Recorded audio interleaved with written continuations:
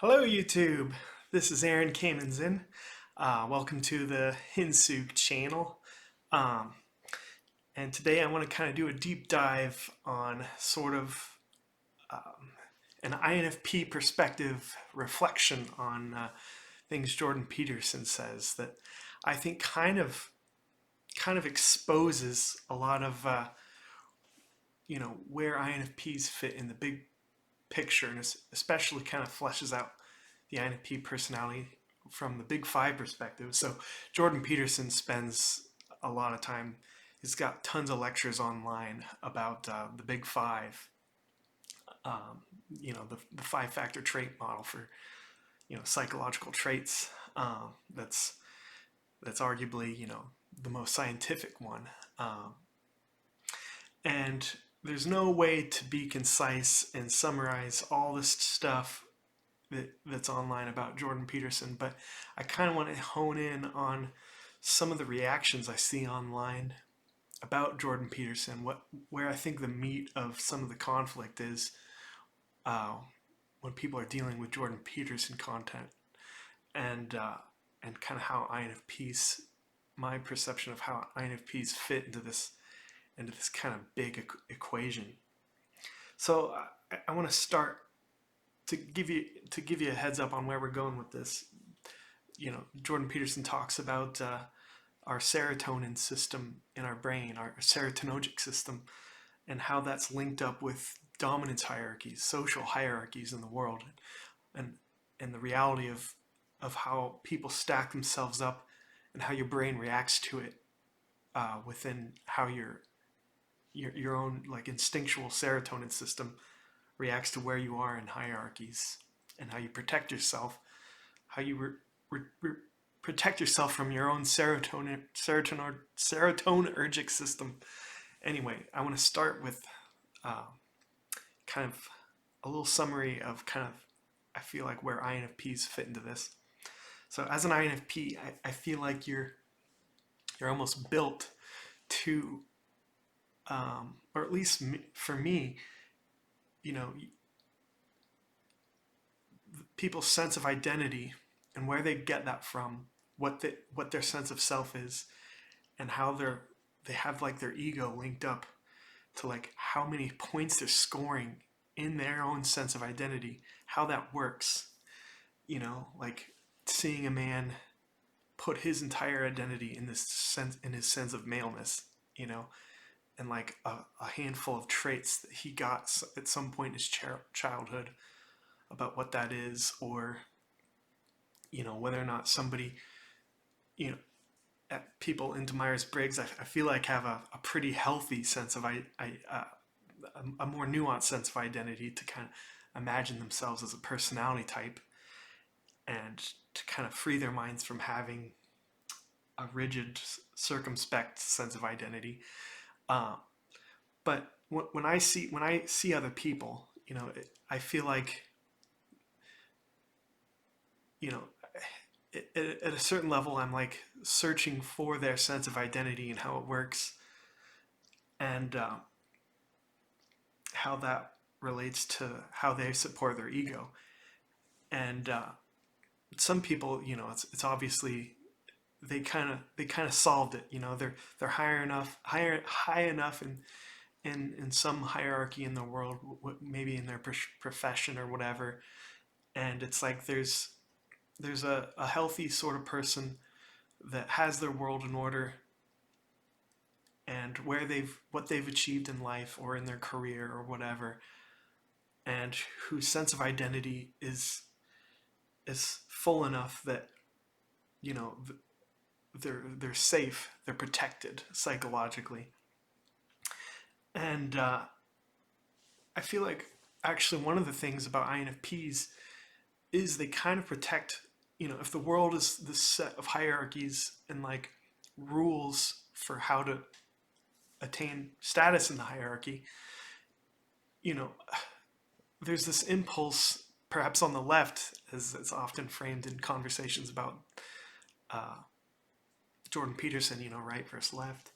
The left, I think, has this impulse to kind of or at least especially for me, to want to kind of break down the hierarchies. There's like this almost instinctual reaction against their existence because they hurt people, obviously hurt people. Like why do we have to have any sort of tolerance for systems that create losers when they're obviously not a loser? When a person's sense of feeling like a loser feels purely arbitrary, how can we hack that system and pull them out of it and have them be protected from their own serotonin in their brain, from feeling like a loser? And I feel like this is the sort of perspective I've personally gained from spending time with Jordan Peterson, you know, to kind of just get your perspective honed in on what that all is, you know? Like I feel like there's like a good version of conservatism, wow, that word, that has this sense of build up and progress in society, and there's a lot of traditions and story and institutions that we built up and that they need to be protected, and they basically do, you know. Um, and it's like this healthy version of like mature hierarchies, and kind of concrete minded ways for achieving them. Like, if you're talking to somebody, let's have a concrete example. So the way I make this concrete for myself is I imagine a farmer who his whole identity is like, his sense of manliness and working hard to provide for his family within agriculture. Go out there, work hard, tend the land, do what you have to do to have the strength to muscle through that work that does what it does to provide for your family, and your sense of achievement in the dominance hierarchy is successfully working hard enough to gain some status, where your hard work got you somewhere, and naturally living off the land and your hard work. And this farmer, suddenly, for some reason, something happens. He loses his legs, and his whole idea. He's cast into this. He's got this pit of emptiness that he feels now inside of him as his soul. He can't like provide for his whole sense of identity. The whole thing that provided his brain a sense of well-being in his serotonergic system is effectively gone. And so I feel like there's like this brand of existential philosopher that kicks in with INFPs that says that you don't have to feel empty for not having to live through like your traditional sense of rising up in a dominance hierarchy. You can you can detach from so many things and build like a new set of values. You can change the rules, and you know, and there's a risk here because there's like an extreme version of it where Jordan Peterson talks about nihilism a lot, where nothing means anything. Jordan Peterson also likes to fuss about postmodernists, how you can't argue anything if any idea, any utterance can be swiftly just be dismantled completely and invalidated in every single way. And so why don't we just live in some form of chaos, and we can just you can just drink all the time and detach from every part of anything concrete about life and traditional means of feeling fulfilled. And I feel like this is where it gets complicated because I feel like INFPs are in this position where they can be like an enthusiastic version of the nihilist, which maybe in a different from a different perspective, it's just they become it's like they're the naturally existential philosophers where everything about your people's identities and their sense of well-being, it's obviously arbitrary. Like the world is an obviously arbitrary place. especially in the fullness of time and cosmos and our planet and all this stuff. So how do you gain, what's the point, and all that sort of thing, and how do you not spiral downwards?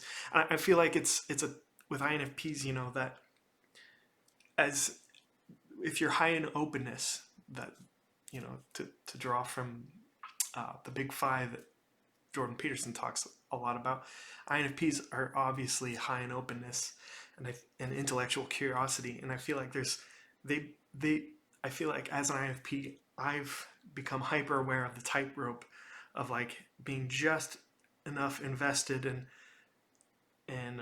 healthy ways to be engaged in the world in some concrete way enough that you don't slip into a version of nihilism where you feel bad. You you failed the serotonin system. Like you're now fragile and vulnerable and feel downcast and feel like a loser, and depression is inevitable. And I feel like it's maybe one of the whole points of listening to Jordan Peterson to help you gain perspective and to like reclaim some sense of well-being. Clean your room, tidy things up. If you're doing something terrible, stop doing it. Fix yourself up at least enough so you're not you haven't created hell on earth. And those kind of scenarios I think play out a lot pretty often in INFPs, but in kind of an enthusiastic, helpful way. Like Jordan Peterson talks about how the proper orientation of the left is perhaps, if we build this concrete world of traditions and like common rules for how to ascend in a dominance hierarchy, leftists and particularly INFPs are there to protect the ones that kind of fall through the cracks. But I feel like the thing that's making this complicated now is we're living in a world where it's like something's wrong with the system, where there's too much of the population is falling into that vulnerable section of the hierarchy system. We've got a handful of winners and a lot of people that feel like losers, and it's like there's almost kind of feels like this responsibility to lash out at what parts of our tradition have made so many people feel like losers, and that's a whole other conversation. But I feel like the other version of the leftist is kind of the destroyer. They see establishment as like a sickness and want to lash out at it, and probably for good faith, good-willed reasons. But there's like a version of it that's kind of like the right winger, right? It's like if I can't, if it's impossible for me to ascend the system, and I feel resentful, I'm going to be filled with hate and commit hate crimes. That's another thing with Jordan Peterson. He reflects on, well, we can all see what goes wrong with far right wingers. It's harder to see what goes wrong with leftists, because on some level, it's like, well, if part of your identity is like seeing that identity is arbitrary and that people should be sensitive and that there should be no losers, like how could you fault? How could you? That's like the least how could you find fault in that? But I feel like it's that line, nihilism and falling over into the negative side of it, and not claiming some way to feel concrete, some way to feel good about your place in the world. And I feel like that's really a pretty good place to where I wanted to be. Oh, you can see another example of this right behind me. There's a conversation you can check out between Sam Harris and Jordan Peterson. Well, there's a few of them. Because the other part of this is, as an INFP, when you listen to Sam Harris and Jordan Peterson debate religion, I certainly side with Sam Harris. I feel like kind of the risky, perhaps semi-political part of this I want to get into is my sense is there's a complicated place where a lot of idealists find themselves in the world where it seems like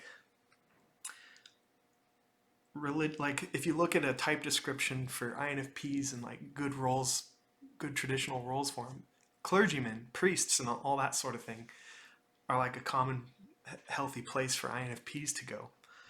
Well, we live in a world now where it seems like the best version, the real idealists out there trying to push for progress are atheists, and there's like a lot of ironies, I think, for me, for all of us to deal with that created this reality. Like Sam Harris is an atheist, and he's completely obsessed with ethics and what it means to be a good person, and how do you create better people. And I feel like on the right, there's something happened where it's like religion is like a hiding place for things that are evil. And it certainly doesn't have to be that way. If you listen to Jordan Peterson, he does these deep dives on the Bible as somebody high in openness, and it's categorically different than I think the way that you see right wingers using religion.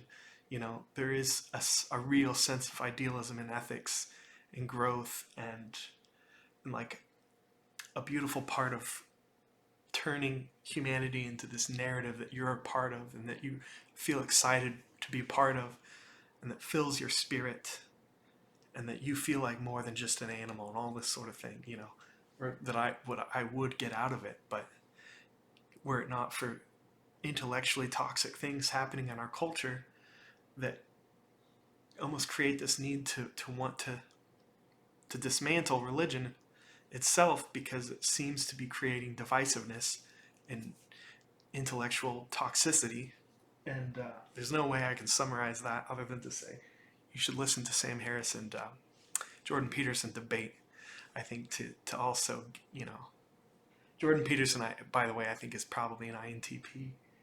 I'm going to guess that for a while I thought Sam Harris was an NT of some sort, perhaps an INTP, but kind of, maybe for my own biased reason, I kind of suspect maybe he's an INFP, just like a really mentally rigorous one.